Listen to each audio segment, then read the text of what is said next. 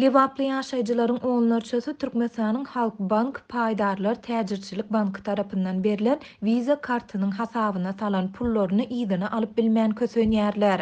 Bu barada Adatlyk radiosynyň habarçysy 28 oktýabrda Liwap vilayatyndan habar berdi. Şu günler wiza bank kartlaryna pul goýan büdjet işgärleriniň oňlarçysy Halk Bankyň Farab etrawyndaky şahamçasyna barýar. Olar wiza kartlaryna salan pullarynyň ýygyna berilmegini soraýarlar.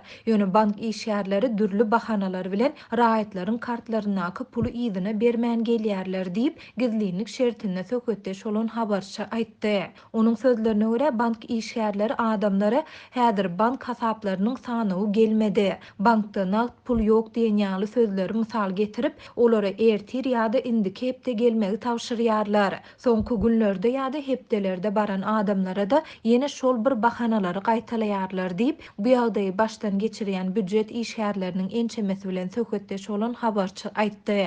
Liwaply büdjet işgärleriniň käbiri bu pullary öz kartlaryna koronavirus global pandemiýa sebäpli ýurtlaryň arasyndaky serhetler ýapylmadan öň salypdyrlar. Käbiri bolsa karantin tamamlanyp serhetler açylar diýen umyt bilen tomus aýlarynda zähmet haklarynyň belli bir bölegini wiza kartynyň hasabyna geçiripdir. Serhetler gaýtadan açylmandygy sebäpli köp adam daşary ýurtlara gidip kartlarynaky puly dollardan atlaşdyryp bilmedi.